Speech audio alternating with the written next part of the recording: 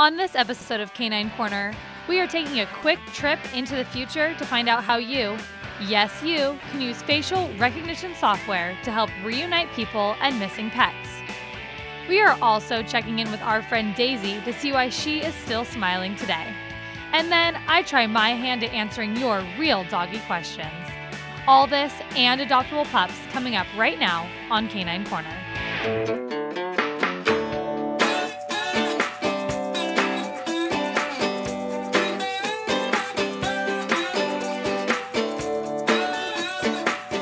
Hey friends, welcome to Canine Corner, the show that guarantees to keep your dog's tail wagging. I am your host, Meagan Medick. On today's show, I am going to take you on a little trip into the future of finding your dog. That's right, I'm talking about facial recognition software. So get ready, all you tech junkies. And then I'm hitting the streets to get answers to your burning questions when it comes to your dog for this month's Q&A. But first, let's check in with our friend Daisy. You've seen her here on Canine Corner before. She is a dog deaf and blind. She was deemed unadoptable and now is living a very full life. Daisy is here with her seeing eye dog and her mom. We sat down with them to catch up on what's new. Let's take a look. At 3 months old, Daisy came to Miriam and Bruce. Daisy looked like your average pup. However, Daisy was in fact very different. This was Daisy's third home. She was scared, aggressive, didn't sleep, and wasn't responding to typical training methods. This is because Daisy is both deaf and blind. We watched Daisy being passed through a couple of foster homes before getting to us, and those people were doing all that they knew and were doing their best to manage her, but really she shouldn't have been passed through so many homes. Yes. It was really, that was almost harder on her than being blind and deaf. But Bruce and Miriam knew before they committed to taking Daisy that it would be forever. And we were in it for life, no matter what. We weren't going to give her up. That's never an option for us. Someone never giving up on her is exactly what Daisy needed. So Daisy, her seeing eye dog Olivia, and Miriam came out to fill me in on the latest adventures Daisy has been facing. Daisy and I are already BFFs. You are. She is so gorgeous and she looks happier than ever. Tell me what's going on with her. Well, gosh, the last few years we worked on an obstacle course with her. Wow. It was really, oh my God, it was so sweet and so fun to watch her. So she's been working on that, and we moved, so that for her that was a big deal. That was Yeah. a big change in her life. And so we just really focused on her acclimating to the new home, and now she's just a really happy, easygoing dog, full of energy, as you can tell. Obviously her main sense is smell. Right. So coming into a new environment, you can imagine how exciting it is for her. Yes. But I want to go back to the move, because in videos that we've seen before of Daisy, getting her adjusted to the house, you know, finding how to get around the corners and the doorways and stairs. Right. What was it like? What kind of new tips and tricks did you have to teach this girl to get into the new house? So moving was a big adjustment for her. Her old place, she knew, basically the back of the apartment to the front, it was one straight line. It was really easy. This space is a lot bigger for her. The first week I stayed home from work, and She basically pushed up against the front door and cried. It sounded like a baby crying. Oh my It was gosh. really, really hard. It's got to be scary. but it only took her about 2 weeks, and after 2 weeks she's beautiful now. She knows the space inside and out and is super happy. The key for us was Daisy always cries when she comes home. Okay. Most dogs tend to cry when they go somewhere new because they're excited, they get excited. Daisy doesn't do that. Daisy cries when she gets home because she loves being home. And she didn't do that in the new house for a while.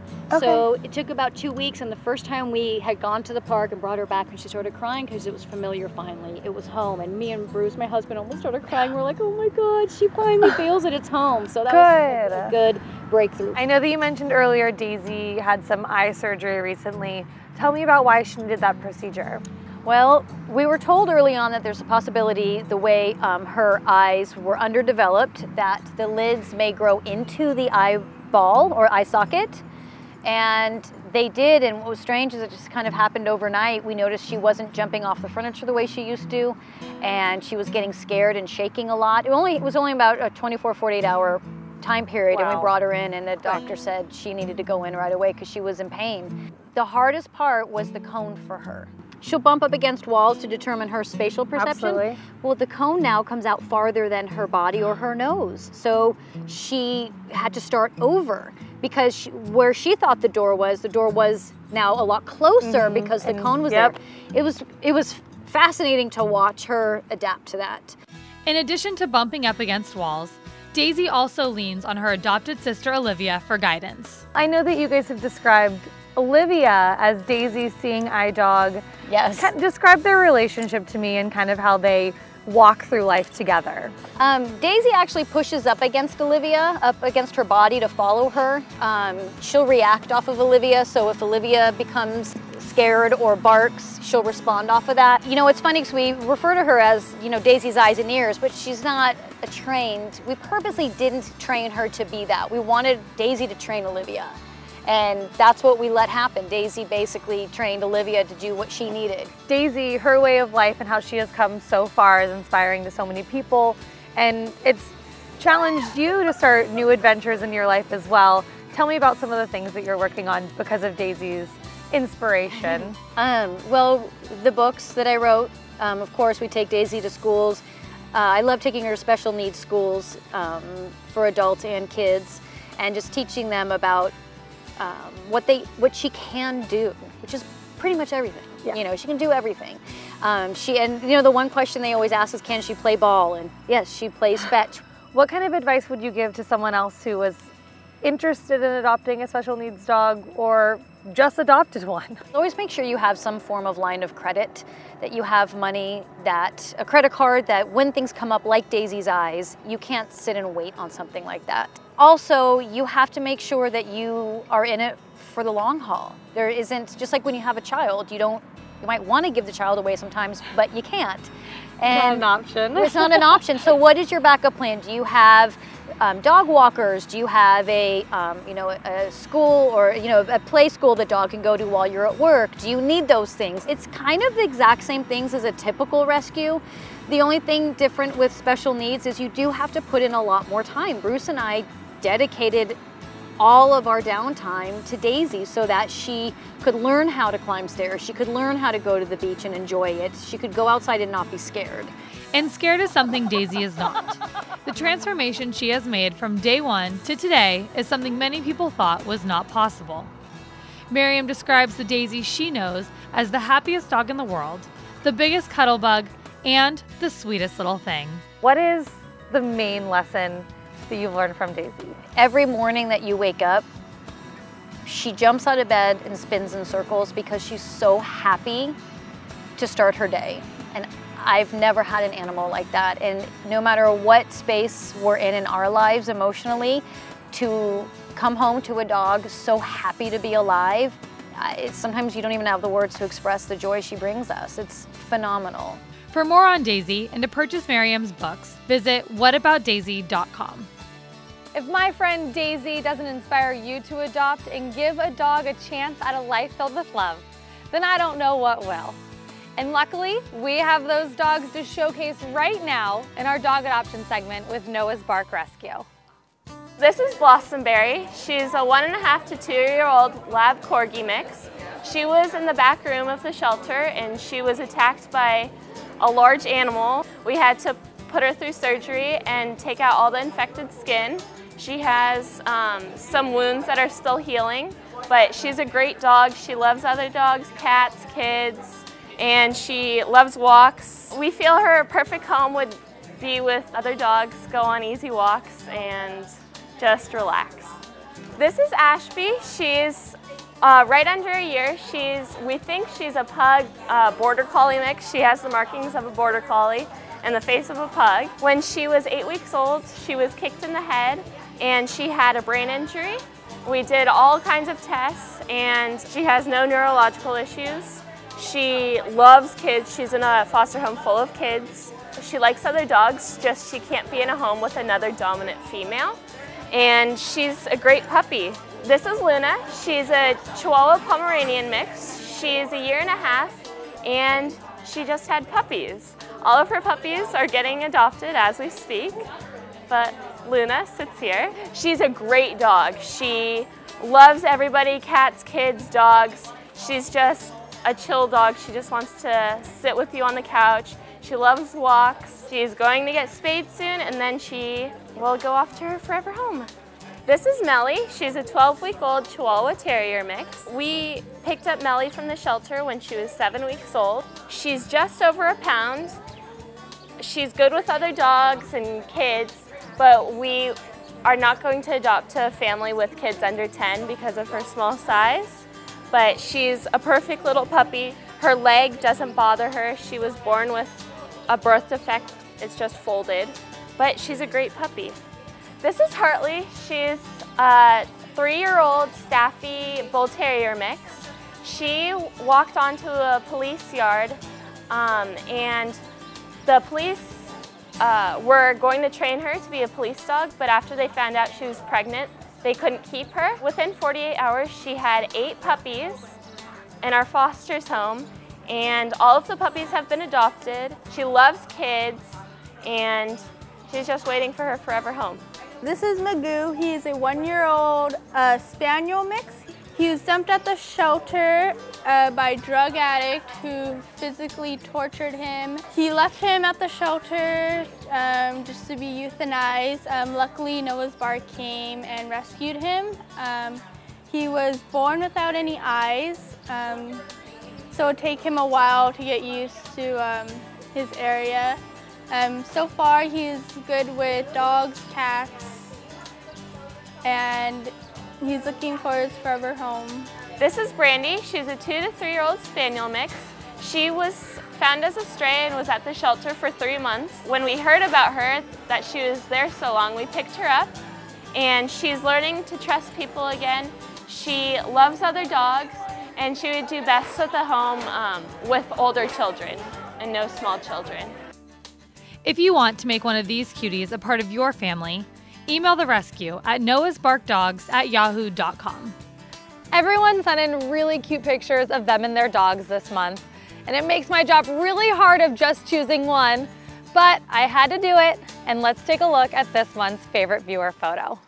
This month's favorite viewer photo is of Charlotte. Charlotte was adopted from Take Me Home Rescue by her new mom, Cole. Talk about a cute couple of girls. Way to go, you two. If you want to see your pup on Canine Corner, send me their picture. Find and like us at facebook.com/caninecornertv. All right, guys, I am here with my new friend Rush, and I just grabbed him from his owner, and of course I am going to give him back. But can you imagine if you actually did lose your dog? It is an owner's worst nightmare. So when we come back from a quick break, I'm going to tell you guys how we are using facial recognition software to reunite owners with their lost dogs. Don't go anywhere, we'll be right back. Right? What about my privacy? It's protected. And the music I listen to. Protected. What about how I wear my hair? And the things I say and write? The Constitution protects your rights. It isn't an old, fading piece of paper. It's a living document. The Constitution says there are 3 branches of government. So we're kind of like the 4th branch of government. We are the future of America. Find out how you can become part of Constitution Day. For me. For all. For real. Go to aclu.org/Constitution Day. John grew up as an only child. Without the company of a sibling around, he says he considered his dog to be not only his best friend, but his brother. It's been a love affair with dogs my whole life. This love affair has extended to the present day. Like most pet owners, John would do anything to keep his dog safe. But even when taking all the necessary precautions, your dog can still go missing. I was sitting in a coffee shop with my wife, and I saw a lost dog poster. And it brought back these terrible memories of this dog we had lost, Harley. And our kids in the back seat, crying, driving around the neighborhood, putting posters up all over the neighborhood, knocking door to door. And I just thought, God, there's got to be a better way than what we're doing. And this better way is exactly what John invented with Finding Rover, a free smartphone application that uses facial recognition software to help people find missing pets. I thought, well, if they have facial recognition for people, why couldn't we do it for dogs? First 3 months that we've started, we've got 30,000 dogs registered almost, close to 30,000, and we've already found 170. In order to find more dogs, Finding Rover is encouraging everyone to download the app and register their dogs. Just in case they do get lost, the search to find them can start with the touch of a button. The key is to register your dog right away. Just like you would get a chip before you would lose your dog, we'd want you to register your dog with Finding Rover before you lost it. And I tell everybody this app is just as important for people that don't own dogs though, because anyone that doesn't own a dog can help find somebody's dog by just taking a picture of it. Once you post your dog lost, a push notification goes out to everybody within 10 miles that has the app, says, hey, one of our members has lost their dog, please look out for it. And so if somebody finds a dog, let's say we're here in the park and somebody finds a dog, they do the exact same thing. They just take a picture of the dog and then it matches every dog in the area that's been reported lost against this dog and then matches it. And it does an order of likeliness. So if the dog was reported lost, it will show up on your app and it'll be in the top 3. As pet owners, we know how hard it can be to get a good picture of your own dog. So naturally, it is even more difficult to snap a shot of a dog you don't even know. Well, that's where the Finding Rover bark button comes into play. So we had this challenge that we weren't expecting and we thought, oh, every dog's gonna look at a camera. Well, they didn't. So we came up with our bark button. So now what happens is when you go to take a picture of the dog, you hit the bark button and they look straight at the camera. With Finding Rover, anyone can take a picture of a dog and save a life. Everybody can be heroes. We call them barkaroos. We're all barkaroos. And speaking of barkaroos, Brandy Blankenship came by to show me how exactly the app works. Brandy, now you work with Finding Rover, and this is your cute little girl Bambi. Yes. Show me how the app works. I know that if you lose your dog and if I lost Owen, I would be a complete mess. Yes. But sometimes technology is difficult to get the grasp of. So I've downloaded the app. Great. And have kind of tried to become familiar with it, but let's just pretend like Bambi is missing. Okay, perfect. She's not really. I will, What will we do? Since Bambi is already registered, say I lost her, thankfully I have not. I'll just go straight on the app, and since she's already registered as my dog, I'm gonna quickly push, I lost my dog. Okay. And because I have 3 dogs, I choose Bambi. I lost Bambi, so I'll click report. And the app asks me where was I when I lost her. So I'm gonna click right where we are in this park. And I'm gonna start the search so that matches will come up. And is that where I come in as a citizen rescuer willing to help? Exactly. I'm gonna put my contact info, which is solely for the purpose of finding Bambi. Okay. And reward, I'm gonna say $5,000 because I would. Of course. And the app asks if she's friendly, yes. Vaccinated, yes. Chipped, yes. And now they're finding matches in the surrounding area. Quick question, backing up just a little bit. Do you have to put a reward? No. Okay. Not at all. Great, so now this is where I come into play. Yes. I am also in the park with you. Let's say I see Bambi. So you'll go you'll go to report. Report. And you'll say you found a dog. So I found a dog. And you can take a live photo of Bambi. I would love to. Eyes here. Perfect. So you'll now click done. The picture's done. And you'll line up her eyes and nose with the icons just by dragging and dropping. Circle on one eye. Yeah, drag and circle drop. on the other eye. Triangle on the nose. Yep. Done. And it'll scan. And then it will come up with matches again, the same way mine did. And it's astoundingly quick. This is the location where you are. So I'm going to start the search. It's already ready to go. Yep. Digital poster. Okay. It'll be your contact info, so I can contact you. Okay, perfect. So now I'll put in my contact information because I am very committed to making sure Bambi goes home. And you can choose to put your phone number, your email. You can also comment right on the app. So there's many avenues to contact an owner. Okay, perfect. So right now, a bunch of dogs have come up already. And Bambi is the top 2. Is in the top 2. Yeah. And literally the picture that I just took of her looks exactly like the picture that you had on her profile that was already registered with the app. Yep. So I'm gonna click on Bambi's face and it says Brandy lost Bambi. And see here, you can comment, you can call me, all right there on the app. Great, and it says primary breed Chihuahua, secondary breed Russell Terrier. You're a female, you're 1.5 years, friendly and vaccinated. That all sounds just like you, Bambi. Just right. Perfect. Well, I would like to collect my $5,000 reward. Okay, let me write the check right now. The Finding Rover app has 98% accuracy. With the goal of registering 100 million dogs worldwide, joining forces with U.S. shelters seemed to be a no-brainer. So as a dog goes into the shelter, it'll be registered in Finding Rover. So now if you can imagine, let's say that you lose your dog. Well, what's the first thing you do? You start looking at the neighborhood, you start calling around, and you start visiting shelters, seeing if your dog is in the shelter. Finding Rover will automatically scan every dog that's in the shelter against your dog to see if it's in there. So now you can search 10 or 12 shelters in a matter of minutes right from wherever you're at. In some cases, even before the dog's ever admitted, we may be able to find the owner. With Finding Rover, there is an online community of people doing their part to help dogs find their way home. Because someone, like John, may consider that dog to be their brother. We really think this is going to make a difference for everybody. It doesn't matter who you are, where you live, what you do. Our common bond are these animals, and we can all help these animals, so that's pretty cool. Thank you to our new friends at Finding Rover. Now make sure you guys all download that free app on your smartphones so we can all do our part to reunite people with their missing pets. Now, Canine Corner has to take a quick break, but when we come back, I'm hitting the street to tackle your questions in this month's Q&A. Going to school pregnant, riding the bus, that was hard. You just have all the stares and you have all the questions. When you get pregnant, all the stuff just goes through your mind. Abortion, adoption, keeping him.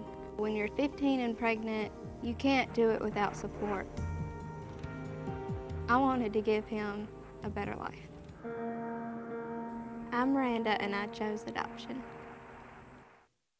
All right, guys, welcome back. I am here at Wilson Park, and I'm about to find out what you guys really want to know when it comes to your pet. Let's go. I am here with Joe. And Joe, we met your dog Rush earlier, and I know that you have a question for me for our Q&A. What is it? If my dog actually caught a squirrel, what would he do with it? He'd kill it. Oh. No, this happens. My family has a Cocker Spaniel named Jack, and he chases squirrels all the time. He's never caught one, but he did get a lizard once. He brought it into the house, and he let it go. It took us a couple months to find the lizard. So when your dog does catch a squirrel, good luck. Great. Was I helpful? Yes. Okay, great. Thank you so much, Joe. Our next lady with questions, Miss Olivia, what do you got for me? Well, my question is, I take my dogs to the park every day, and Coco, when she sees a squirrel, she literally gets out of her harness and runs after it. I can't, when she comes back, she will come back to me, but when she does, I get mad at her, and someone said, don't do that because she's going to think she's being punished. So I want her to come back, but how do I get her not to chase the squirrels is my big issue. Olivia, I knew that you were going to come at me with the hard questions. I'm going to be honest, all dogs love to chase squirrels. They don't know what they are, and I swear to you, squirrels taunt your dogs. Oh, I'm sure they do. You're going to have to let that dog sniff the tree and stay around it for a while. And a lot of times dogs go back to that same tree over and over and over trying to find that squirrel. I don't know if there was a real cure for squirrel chasing. Okay. But what you can do is leave your dog there and let it get tired out of that one spot, and maybe he'll forget about it. All right. On a scale of 1 to 10, was I helpful? Yes, 8. Oh, I'll take it. I will take an 8. All right. I know you have 2 questions. Hit me with the second brain buster. My dog has a bad habit of coming onto my bed when I'm dead asleep. And I wake up in the morning and I feel fur in my feet because she burrows under the bedspread. So how do I deal with that? I mean, I'm literally asleep and she comes in when I'm asleep. Yeah, she is sneaky. She's a trickster, and I like it. Okay? What you're gonna need to do is keep a really smelly bone on the floor. And make sure your dogs know no bones on the furniture, no bones on the bed. Okay? Every time they bring it up, throw it off, throw it off. If you keep a smelly bone on the ground, it's gonna wanna be in there. And if they have a bed, rub that smelly bone on the bed, and they'll wanna stay in that bed. Okay? I love it. You like that? I like it. Very good. Very good. All right, thanks, Olivia. You guys have a good day. I'm here with Sean, and we are with his cute little puppy, Mary, as in? Merry Christmas. All right, Sean, what is your question for me? Okay, every time we leave her by herself at home, she just goes fanatic and she just can't stay being by herself at home. I don't know why. Okay. Yeah. I have the answer for you. A lot of dogs get anxiety when their pet owners leave. You know, she's used to being with her dad and her family, and it can be really, really stressful being left alone. It's a little disease called I love you, but what you can do to help calm her down, there's a little jacket that you can get at a Petco or PetSmart, any pet store. It's called a Thunder Buddy. Okay. It's kind of snug, so go out and get a small one her size. When you leave the house, it'll give her that tight, close feeling and help calm her anxiety down. I've seen some really big dogs use this jacket that have been, you know, they get out of their crate when they're left alone, they tear up the house, and the Thunder Buddy jacket really, really works to help give that dog the little bit of security that it needs when it's alone and scared. I'll give that a try. A little bit of product endorsement, a little bit of help. Sean, it's great meeting you and Mary. Oh, thank you. Okay, everyone, that is gonna do it for our Q&A this month. But if you have a question that you wanna ask me about your dog, you've got two options of how to get that done. One, you can either come here to the park and try to find me, or you can go to our Facebook page and just ask me right then and there. Facebook.com/CanineCornerTV. Like the page, post your question, and I will respond to you right away. Now, let's take a look at this month's dog adoption recap. First, we have the adorable Blossomberry. She is a 9-year-old lab corgi mix. A large animal attacked this cutie, and some of her wounds are still healing. Soon, this cuddle bug will be back on top and better than ever. She enjoys going on easy walks and giving lots of affection. She also gets along famously with other dogs and kids. Next, we have Miss Ashby, the rare pug border collie mix. She is under a year old and is looking for a family with kids to run around with. As a puppy, Ashby was aggressively kicked in the head, causing a slight skull deformation. Luckily, this sad start did not affect her good looks or cause any brain damage. Luna is a lovely Chihuahua Pomeranian mix. She is a 1.5 years. And is it me, or does she look just like Owen? Luna is a very happy dog who loves to sit on your lap and be right in all the action. Her favorite hobby is standing on her hind legs. If you are looking for a best friend, stop searching because Luna is your girl. And then there is the 12-week-old Melly. Melly is a Chihuahua Terrier mix. She gets along great with other dogs and would be the perfect addition to a family with older children. Melly's brother and sister have been adopted, and she is ready to start her new life in a forever home. She was born with a folded front leg, but is perfectly happy and extremely cute walking on the other 3. Next, we have the big love bug Hartley. She is a 3-year-old Staffy Bull Terrier mix. Hartley is a 65-pound lapdog. She does very well in her foster home, which she shares with a small child and 3 other dogs. Hartley gets anxious when outside of the house and really craves a sense of home, stability, and safety. Give her a hug and you will immediately fall in love. Magoo is a beautiful spaniel mix who is recovering from an abusive owner. Magoo was born without eyes, so he needs a home that will show him lots of love and patience. Once Magoo knows he will not be hurt and gets used to his surroundings, he will bring any family lots and lots of joy. And lastly, we have little Miss Brandy. Brandy is a very pretty 2 to 3-year-old spaniel mix. Brandy is looking for a home that she can love and trust. Her coat is extremely soft and she is already potty trained. She would be a great dog for a family with older children. To help save more lives just like these, foster a dog with Noah's Bark. They would be thrilled to have you on the team. Email noahsbarkdogs@yahoo.com. If you have a question about one of these perfect pooches or anything else, contact us and we'll be sure to get you the right answer. Call us at 310-618-5762 or email us at caninecorner@torranceca.gov. All right, dog lovers, hate to break it to you, but that's all the time we have on our show today. Thank you so much for joining us here on Canine Corner, the show that guarantees to keep your dog's tail wagging. I am your host, Meagan Medick, and we will see you next time. Come here.